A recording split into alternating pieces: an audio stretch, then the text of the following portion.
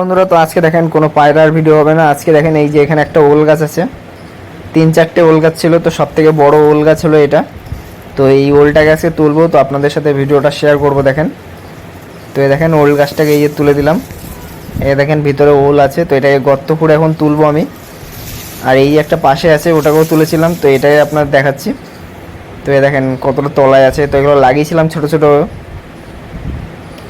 প্রায় 1 KG wait ছিল এক একটা যখন আমি লাগিয়েছিলাম।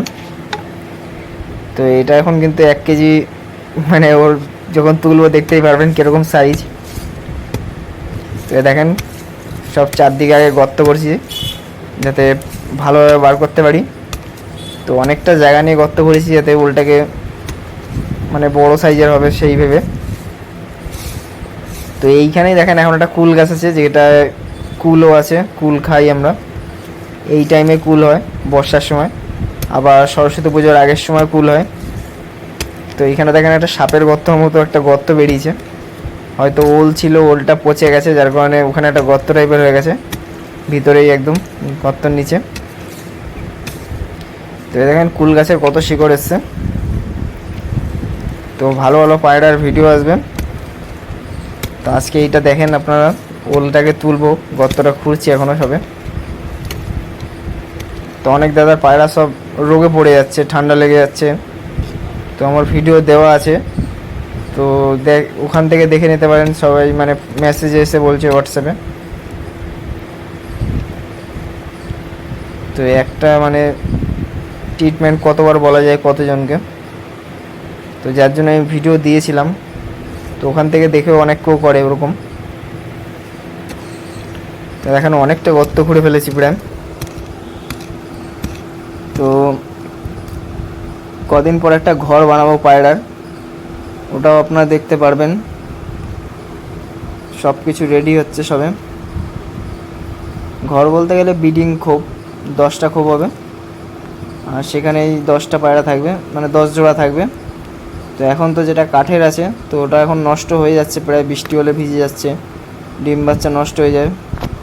বাচ্চা তো নষ্ট হয় না, বাচ্চাগুলো নোংরা হয়ে যায় জলে, কিন্তু সেইভাবে বানাবো না। তলায় নেট থাকবে, উপরে আবার মানে দুপাশে নেট থাকবে। তো দেখেন ওলটা প্রথমে দেখলাম পচে গেছে অল্প একটু, তো ওটা দেখে তো মটকাটা গরম হলোই। তারপরে দেখেন এই যে ভিতরে দেখলাম না আরও আছে ভিতরে, মানে অনেকটা গর্ত করতে হবে, দেখছি যে এরকম আছে। তো দেওয়া আমি বের করে দেখাচ্ছি আপনাদের কত সাইজের ওল হয়েছে। আগে একটা ছোট ছিল, সেটা এই বড়টার থেকে অনেক ভালোই বড় ছিল সাইজটা, কিন্তু এটা থেকে এরকম সাইজের বেরোবে ভাবতে পারিনি। তো দেখেন আরও তলায় ঢুকতে হবে, এক হাত দিয়ে কুড়োলটা চালাচ্ছি, আর কত শক্ত মাটি শুকিয়ে গেছে। তো ভিডিওটাও করতে হবে, যার কারণে এটা বানালাম। তো এ দেখেন নড়ছে এখন, সব গাছের শিকড় ভর্তি বড় বড়।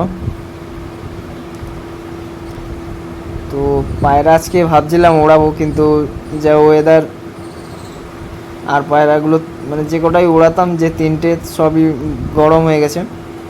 ধাড়ি পায়রা ওড়াবো, সেগুলো ডানা ফানা নষ্ট হয়ে গেছে বৃষ্টিতে, মানে ডানাগুলো সব ফেটে গেছে, সেই অনেক 1 দশকের পায়রা। তো ওই ডানাগুলো সব জ্বলে গেছে মোটামুটি, আরও কুরুসে পড়েছে, যার কারণে ওড়ানো যাচ্ছে না এখন। তো নতুন বাচ্চা আছে, ওগুলো দেখি ওড়াতে পারি কি না। তো দেখেন এই যে অনেকটা তলায় ঢুকে গেছি, হাত পুরো আমার ব্যথা ব্যথা হয়ে গেছে। প্রায় 1-1.5 ফুটের মতো গর্ত খুঁড়ে ফেলেছি। এ দেখেন সাইডে আছে, প্রচুর বড় হয়ে গেছে ওলটা। তো এগুলো সব ছাদের উপরই আছে। আর একটা বেদানা গাছ আছে, তো ওটাও দেখিয়েছিলাম। বেদানা গাছে প্রায় 30টার মতো বেদানা হয়েছে, কোনো কলমের গাছ না, জাস্ট চারার থেকেই হয়েছে। একটা গাছ দেখলাম ছাদে উঠেছিল, ওটাকে একটা বড় টপে লাগিয়েছি, তারপর থেকেই প্রচুর বেদানা হয়েছে। আর এগুলো দেখেন সব কুল গাছের শিকড়, কুলও পেকে গেছে, কুলও খাই এখন। দেখেন এই দেখেন কতটা গর্ত খুলেছি।